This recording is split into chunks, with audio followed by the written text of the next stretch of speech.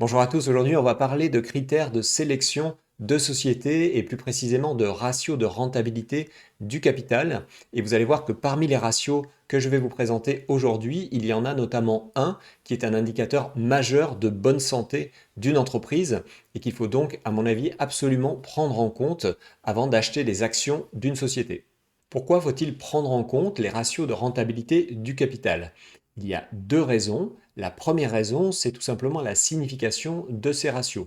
Ces ratios mesurent l'efficacité avec laquelle une société va utiliser son argent pour générer du profit. Et donc ça, en fait, c'est le rôle principal d'une entreprise. Après avoir créé des produits ou des services qui sont utiles, elle doit utiliser son argent correctement pour développer la société.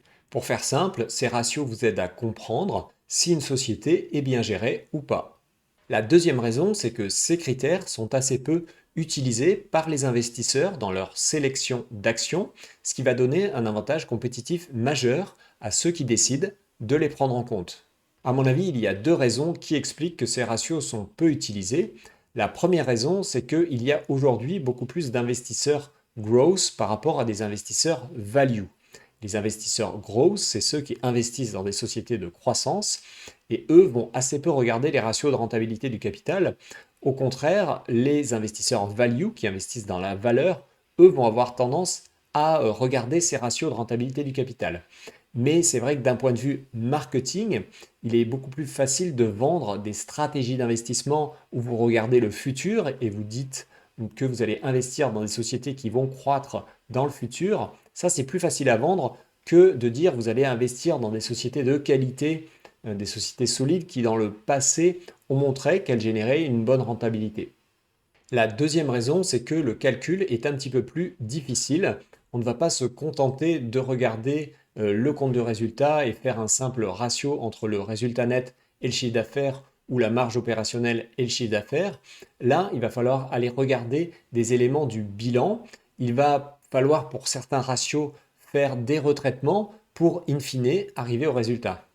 Pour pallier cette difficulté du calcul, il y a une solution assez simple. C'est bien sûr les screeners d'actions qui vont faire à votre place le calcul de façon automatique et ensuite qui vous permettent de faire des sélections justement en donnant des critères qui sont liés au ratio de rentabilité du capital. Donc moi personnellement, j'utilise plusieurs screeners. Je parle d'un screener en particulier dans ma newsletter. Donc si vous voulez en savoir plus, n'hésitez pas à vous abonner à cette newsletter. Je vais vous mettre le lien, il va apparaître en haut à droite de l'écran, il sera également en dessous dans la description.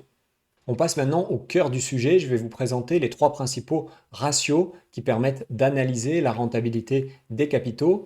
Le premier d'entre eux, c'est le ROE, donc le retour sur capitaux propres, en anglais Return on Equity. Donc celui-là se calcule de manière assez simple. Il va falloir simplement diviser le résultat net par du groupe par les capitaux propres par du groupe. Donc ça, c'est des chiffres que vous avez en lecture directe dans les comptes, donc c'est rapide à calculer. Donc tout de suite, vous voyez qu'il y a une problématique avec ce ratio, c'est qu'au dénominateur, on ne va pas prendre en compte tout l'argent qui a été confié à la société. On prend uniquement la partie qui correspond aux actionnaires, mais on ne prend pas toute la partie qui a été apportée par les banques, par exemple. Et donc forcément, on a une vision partielle de la rentabilité de cette société.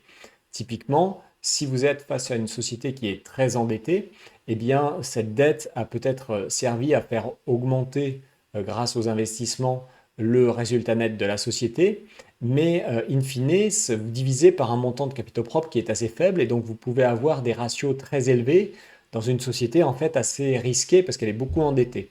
Donc c'est pour ça que ça peut être un ratio un peu trompeur.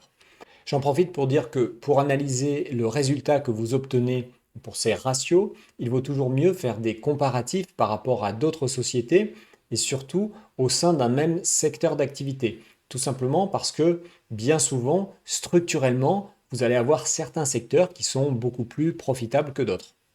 On continue avec le deuxième indicateur qui est le ROCE, le retour sur capitaux employés. Vous avez ici la formule, donc au numérateur on a le résultat opérationnel, c'est-à-dire l'EBIT, qu'on va diviser par la somme des capitaux propres et des dettes à long terme. Donc on est sur un indicateur qui est un peu plus précis que le précédent. Au numérateur, on se focalise sur la partie opérationnelle et au dénominateur, on ne prend pas en compte uniquement ce qui est apporté par les actionnaires, mais aussi les capitaux qui sont apportés par les banques. Mais tout de suite, en regardant un peu cet indicateur, vous voyez qu'il y a quand même des petits défauts. Au numérateur, par exemple, on ne prend pas en compte l'impact des taxes. On a un résultat qui est avant paiement des taxes. Ça, c'est quand même embêtant pour un investisseur, par exemple, qui compare des investissements entre deux pays différents. Eh bien, vous pouvez avoir des taux d'impôt sur les sociétés qui sont très différents. Donc ça, c'est quand même assez gênant.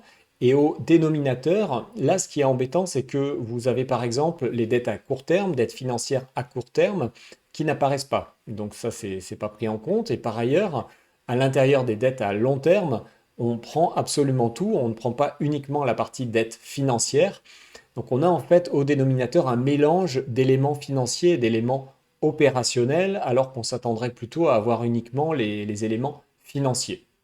On termine avec le dernier ratio, le ROIC. C'est le retour sur capitaux investis.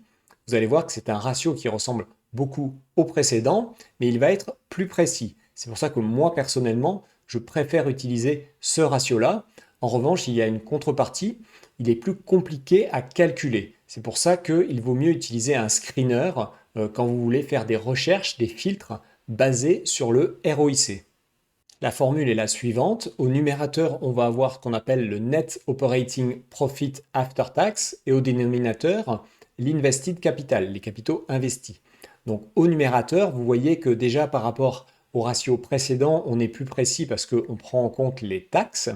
Et au dénominateur, ce qu'on va faire, c'est qu'on va prendre uniquement les capitaux qui sont vraiment utilisés pour financer l'activité opérationnelle. Vous allez voir qu'on fait un certain nombre de retraitements qui ont un seul objectif, c'est de permettre ensuite d'arriver à faire des comparaisons de ce ratio avec d'autres sociétés. Et donc il faut faire un certain nombre d'éliminations pour que les comparaisons soient cohérentes. Je vais vous donner maintenant plus de détails sur le calcul de ce ratio. Pour votre information, j'ai fait beaucoup de recherches sur Internet pour retrouver des sources fiables. Le problème, c'est qu'on trouve souvent en fait des formules simplifiées, des méthodes simplifiées pour calculer le ROIC. Et c'est normal, hein, c'est un petit peu plus compliqué que les deux ratios précédents. J'ai trouvé une source qui me semble très fiable. C'est ce papier qui a été publié par Morgan Stanley et qui explique vraiment en détail tous les retraitements qui doivent être faits et les justifications de ces retraitements. Donc si jamais ça vous intéresse, n'hésitez pas à aller le consulter. Voici le détail du calcul pour le numérateur, le Net Operating Profit After Tax. Donc vous voyez que dans le détail, on part de l'EBIT. On va faire deux retraitements qui sont liés à l'amortissement des intangibles et également au contrat de location. Et ensuite, on va faire le calcul de l'impôt sur les sociétés dans la situation théorique où effectivement la société n'est pas endettée. Voilà, et donc là, il y a trois lignes de retraitement pour au final arriver au résultat, le Net Operating Profit After Tax. On passe maintenant au calcul du dénominateur. Donc là, il va y avoir en fait deux méthodes de calcul. On va se baser sur les éléments du bilan. Pour une méthode, on va regarder les éléments qui sont à l'actif. Et pour l'autre méthode, on va se baser sur les éléments du passif. Mais au final, on va obtenir le même résultat. Donc si on part des éléments de l'actif, donc vous avez ici le calcul sur la gauche. Donc il y a un certain nombre de retraitements qui vont être faits. On va se baser uniquement sur l'analyse de l'activité opérationnelle. Donc typiquement, on va faire un retraitement en enlevant les dettes qui sont opérationnelles ici pour calculer le net working capital. Et l'autre ajustement qui est fait, qui est important ici, quand on se base sur l'actif, c'est qu'on va enlever ce qu'on appelle l'excédent de trésorerie. Excess cash en anglais. Ça correspond à quoi? Ça correspond à toute la trésorerie et les équivalents de trésorerie qui existent au-delà du cash minimum qui est nécessaire pour faire tourner l'activité au jour le jour de la société. Donc c'est un retraitement qui est assez classiquement utilisé quand on fait de l'investissement value pour de nombreux ratios. Et ensuite, si on regarde l'approche financière, donc sur la droite ici, donc là, on va prendre vraiment que des éléments financiers, c'est-à-dire les éléments de dette financière, ce qui est lié au paiement des taxes, et également les capitaux propres par du groupe de la société, pour in fine arriver au capital investi. Voici le détail du calcul, toujours avec l'exemple de Microsoft, et vous voyez qu'au final, on obtient le même résultat hein, des deux côtés, que ce soit avec la méthode opérationnelle ou bien avec la méthode financière. Comme je vous l'ai déjà dit, de nombreux investisseurs value utilisent justement ces critères de ratio de rentabilité sur capitaux pour faire leur sélection d'actions. Donc là, je vais vous donner une citation de Charlie Munger. Charlie Munger, c'est l'associé de Warren Buffett qui travaille également chez Berkshire Hathaway. Et il disait déjà en 1994 ceci à propos du ROIC. Donc je vais vous le lire. Sur le long terme, il est difficile pour une action d'obtenir un rendement nettement supérieur à celui de l'entreprise sous-jacente. Si l'entreprise rapporte 6%, donc là il parle du ratio de rentabilité sur capitaux investis, donc si l'entreprise rapporte 6% sur 40 ans et que vous la détenez pendant ces 40 ans, vous n'obtiendrez guère plus qu'un rendement de 6%, même si vous l'avez acheté avec une forte décote à l'origine. A l'inverse, si une entreprise rapporte 18%, il parle toujours sur capitaux investis, sur 20 ou 30 ans, même si vous la payez à un prix élevé, vous obtiendrez un excellent retour sur investissement. Donc en résumé, ce que veut dire Charlie Munger ici, c'est que quelle que soit la façon dont vous achetez vos actions, in fine, votre retour sur investissement pour vous, investisseurs, sera extrêmement lié et principalement lié sur le long terme au retour sur capitaux investis de la société. L'intérêt particulier du ROIC a pu être démontré sur de longues périodes. Vous avez ici un exemple avec une étude de McKinsey qui a cherché à comparer le ROIC au taux de croissance du chiffre d'affaires des entreprises. Et ils ont pris une période très longue de plus de 35 ans aux États-Unis sur des sociétés cotées et ils sont arrivés à la conclusion que en fait, il est beaucoup plus facile de maintenir sur le long terme un ROIC élevé que de maintenir un taux de croissance élevé. Si on choisit le ROIC, on a donc un indicateur qui est plus durable. Donc ça, c'est quand même très intéressant pour les personnes qui investissent sur le long terme, par exemple pour les personnes qui préparent leur retraite. Deuxièmement, ce que constatent les investisseurs qui utilisent le ROIC pour sélectionner leur société, c'est que en moyenne, les sociétés qui vont avoir un ROIC élevé ont de meilleurs produits et aussi des business models qui sont beaucoup plus solides. Et enfin, si vous investissez dans des sociétés dont le ROIC est élevé, vous allez bénéficier de manière indirecte d'un effet composé. C'est un effet qui est assez similaire à celui des intérêts composés sur le long terme. Le principe est le suivant. Chaque année, vous générez du résultat net. Il y a une partie de ce résultat net que vous allez verser en dividendes, mais le reste va venir s'additionner au capitaux propres et va se réinvestir dans la société, que ce soit sous forme de croissance organique ou de croissance externe. Mais le rendement de cet investissement, de ce résultat qui reste à l'intérieur de la société, eh bien, ce rendement va être égal à celui du ROIC. Et donc, année après année, ça va s'accumuler. On a ici une simulation de cet effet composé. C'est une comparaison entre deux sociétés qui partent du même capital initial, mais dont l'une a un ROIC à 30% et l'autre a seulement 10%. Et ensuite, on observe au niveau des barres l'évolution du capital investi et on se retrouve en année 10 avec un capital investi total qui est 2 fois supérieur pour la société qui a le ROIC le plus élevé. Donc ce qu'on voit, c'est que globalement, il y a un effet accélérateur hein, qui augmente avec le temps et qui fait que grâce à ce ROIC élevé, eh bien, peu à peu, il y a une entreprise qui creuse l'écart avec l'autre. En conclusion, vous voyez que ce ratio de retour sur capitaux investis est très intéressant pour faire sa sélection d'actions. Le défi, ça va être quand même de savoir si une société qui a un ROIC élevé va arriver à le maintenir élevé dans le futur. Une partie de la réponse peut être obtenue en essayant d'analyser les barrières à l'entrée d'une société. Des barrières à l'entrée, ça peut être par exemple des réseaux de distribution très vastes, ça peut être des réglementations un petit peu dures qui rendent difficile l'accès du marché à des concurrents. Ça peut être également des très grandes usines qui sont très chères à construire et que les concurrents auraient du mal à financer.